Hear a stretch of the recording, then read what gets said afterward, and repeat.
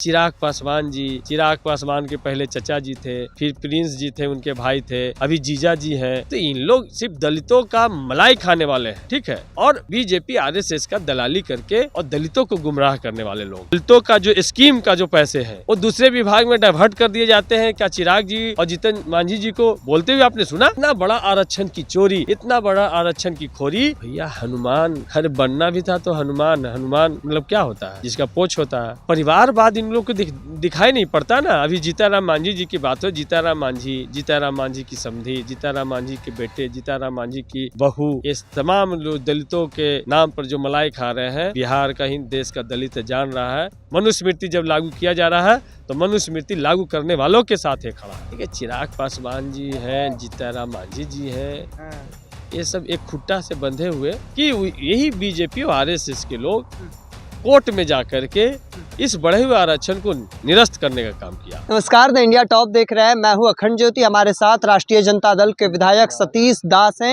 हम उनसे बातचीत करेंगे चूंकि कल तेजस्वी यादव लगातार आरक्षण को मुद्दे को उठा रहे हैं और कल भी धरने पर बैठे थे। किस तरीके से देख रहे हैं सर? देखिए, स्पष्ट रूप से जो जाति आधारित गणना हुआ, एक वैज्ञानिक डाटा मेरे पास आया। वैज्ञानिक डाटा के बाद ये पता चला कि अनुसूचित जाति की आबादी 16% से बढ़ के बिहार में 20% हुआ। अनुसूचित जनजाति की आबादी 1% से बढ़ के 2% हो गया। इसी तरीके से पिछड़ी जाति, अति पिछड़ी जाति, सभी जातियों का आंकड़ा आया। तो आंकड़े के बाद सरकार ने सर्वसम्मति से, जिसमें बीजेपी के भी लोग शामिल थे, जदयू के लोग भी थे, सारे लोग सर्वसम्मति से मेज बता करके और आरक्षण के दायरे को 49.5% से बढ़ा के 65% और 10% जो आर्थिक रूप से जो कमजोर लोगों को जो मिला है उनका आरक्षण को मान ले तो 75% तक के हम लोगों ने आरक्षण के दायरे को पहुंचाया।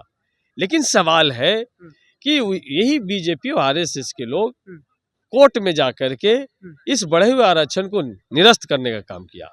तो हम लोग बार बार मांग किए थे कि इसको 9वीं अनुसूची में शामिल यदि कर लिया जाता, तो जिस तरीके से तमिलनाडु में 69% आरक्षण मिल रहा है, क्योंकि वो 9वीं अनुसूची में शामिल है, सरकार छेड़छाड़ नहीं कर सकती है, तो उसी तरीके से इसको 9वीं अनुसूची में शामिल कर लिया जाता तो आज बिहार के लोगों को, बिहार के दलित, पिछड़ों, अकलियत को आरक्षण मिल रहा होता और उसका लाभ मिल रहा था। हम उदाहरण स्वरूप आपको बताना चाहते हैं कि यदि 16% एसी एसटी ओबीसी का आरक्षण बढ़ा, 49.5% था, अब 65% हो गया, तो लगभग 16% जो उनका आरक्षण जो बढ़ा यहाँ पे, तो इसका मतलब होता है कि 100 लोग में नौकरी लगता तो 65 लोग ओबीसी, एससी, एसटी के लोगों को लगता।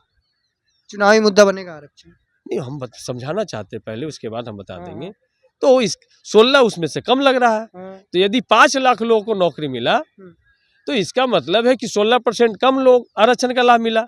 यदि 16% आरक्षण का लाभ मिला हुआ होता तो 5 लाख में से 80,000 और एससी एसटी ओबीसी के छात्र नौकरी में जाते। तो इतना बड़ी हकमारी, इतना बड़ा आरक्षण की चोरी, इतना बड़ा आरक्षण की खोरी बीजेपी और जदयू की सरकार ने करने का काम किया है। इन्हीं सवालों को लेकर कल तेजस्वी प्रसाद यादव जी ने 1 दिवसीय धरना दिया है और ये मुद्दा को हम लोग जन जन के बीच में लेके जाएंगे कि आरक्षण छोड़ गद्दी छोड़, आरक्षण खोर गद्दी छोड़, और ये चुनाव का सबसे बड़ा मुद्दा होगा। सामने तेजस्वी यादव के सामने चिराग पासवान है, जीतन राम मांझी हैं, कैसे सामने देखते हैं उनको? ठीक है, चिराग पासवान जी हैं, जीताराम मांझी जी हैं, ये सब एक खुट्टा से बंधे हुए, जैसे खुट्टा से बांध दिया जाता है ना, उससे ज्यादा उनकी दायरा नहीं है। तो ये बीजेपी आरएसएस के खुट्टा में बंधे हुए हैं। ये बीजेपी आरएसएस के बाहर कुछ सोच नहीं सकते, न कुछ बोल नहीं सकते हैं। इनकी कोई आइडेंटिटी नहीं बीजेपी आरएसएस नहीं रहने देगी। तो इसलिए सर कहा जाता है कि दलितों के नेता वही है, चिराग पासवान है, जीतन राम मांझी हैं। कितने दलितों का सवाल उन्होंने सदन में उठाने का काम किया? कितने दलितों का सवाल लोकसभा में उठाने का काम किया? क्या पोस्ट मैट्रिक छात्रवृत्ति के बारे में वो बात करते हैं? छात्रों क्या और दलितों का जो दलितों का जो स्कीम का जो पैसे हैं वो दूसरे विभाग में डाइवर्ट कर दिए जाते हैं। क्या चिराग जी और जीतन मांझी जी को बोलते हुए आपने सुना? तो स्कीम जो SC/ST स्कीम का जो पैसा है वो कहीं डाइवर्ट ना हो, इसके लिए क्या कानून बनाने की बात वो करते हैं कभी कि इसके लिए एक्ट बनाया जाए। यदि शेड्यूल कास्ट SC/ST के लिए 20,000 करोड़ रुपये का प्रावधान किया गया तो 20,000 करोड़ रुपया पूरा का पूरा शेड्यूल कास्ट के डेवलपमेंट पर खर्चा होगा। तो इन लोग सिर्फ दलितों का मलाई खाने वाले हैं, ठीक है, और बीजेपी RSS का दलाली करके और दलितों को गुमराह करने वाले लोग हैं। इनको सिर्फ अपने परिवार से मतलब है। सर हनुमान बताते हैं, आप दलाल कह रहे हैं, चिराग पासवान को शोभा नहीं देता है, खुद को मोदी का हनुमान कहते हैं। भैया हनुमान, अरे बनना भी था तो हनुमान, हनुमान मतलब क्या होता है, जिसका पोछ होता है? तो हनुमान लंका में आग भी लगा देता है, ठीक है। एक हनुमान जो थे सो लंका में आग लगा दिए थे। आप कैसे हनुमान है कि गुलाम बने हुए हैं, क्योंकि इनका पोछ बंधा हुआ है।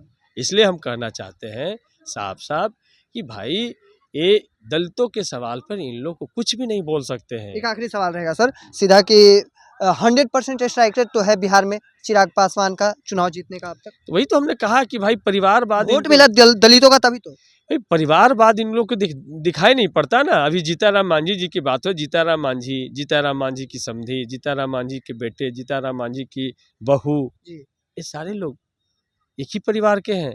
चिराग पासवान जी, चिराग पासवान के पहले चचा जी थे, फिर प्रिंस जी थे, उनके भाई थे, अभी जीजा जी हैं। तो भाई ये परिवारवाद नहीं इनको दिखाई पड़ता है। तो इसलिए ये तमाम लोग दलितों के नाम पर जो मलाई खा रहे हैं, बिहार का ही देश का दलित जान रहा है कि दलितों के सेवक नहीं, दलितों के दलाल हैं। और इन लोग को वक्त आने पर इन लोग को हिसाब दिया जाएगा, चुनाव दिया जाएगा। क्योंकि जब संविधान कमजोर हो रहा है तो संविधान कमजोर करने वालों के साथ में खड़ा है। मनुस्मृति जब लागू किया जा रहा है तो मनुस्मृति लागू करने वालों के साथ ही खड़ा है, यह स्पष्ट रूप से दिख रहा है। इसलिए चिराग जी का, मांझी जी का क्या कहिएगा सम्मान। कुंभ में दोनों डुबकी लगाते हैं और उसी दिन रिपोर्ट जारी होता है कि अब गंगा का पानी नहाने लायक नहीं है। यही तो सम्मान है। तो चलिए हमारे साथ तेजस्वी यादव के पार्टी के मजबूत सिपाही कह सकते हैं, विधायक है मखदूमपुर से राष्ट्रीय जनता दल के, उनका क्या कुछ कहना था वह भी आप सुन पा रहे थे। तब तक के तमाम हर अपडेट को देखते रहने के लिए इंडिया टॉप देखते रहें। धन्यवाद।